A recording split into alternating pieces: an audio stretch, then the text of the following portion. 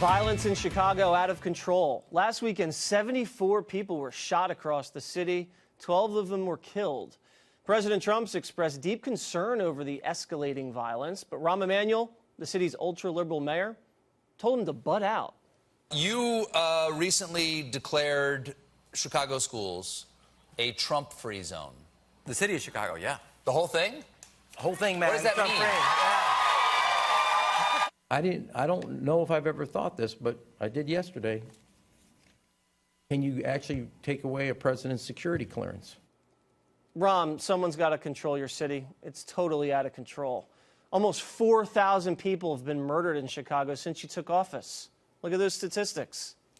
Here with reaction, Diamond and Silk. All right, ladies, what do you think about Rahm and the just massive amount of violence going on there?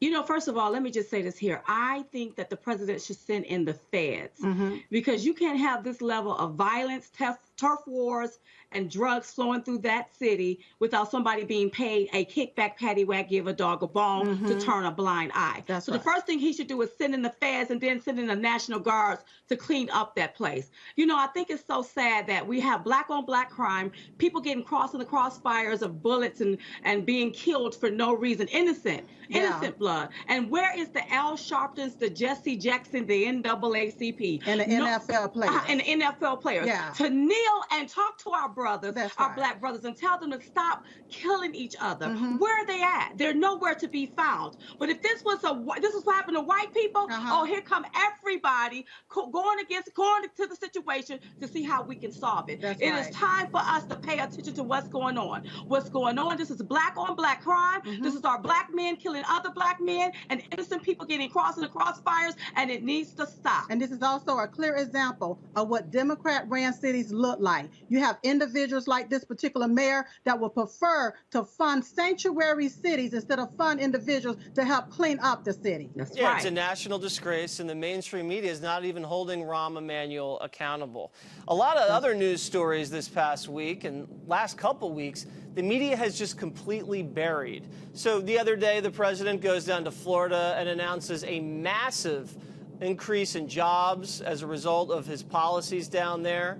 We also saw the remains of the Korean War soldiers returned. And look at this here. Pence comes out to receive the remains in a very somber and important and historical ceremony. And look at the networks. ABC News didn't even give it 30 seconds. CBS didn't cover it. NBC Nightly News didn't cover it. MSNBC didn't take it live. I mean, it's just completely ridiculous the way that they're burying these types of stories. And then you had another really poignant moment where the president stops his motorcade after one of his events and gets out and starts greeting firefighters and shaking their hands. It was just one of those really touching presidential moments that the media, if it had been Barack Obama, would have picked up and led with on the nightly news. But if it's this president, they don't even cover it at all.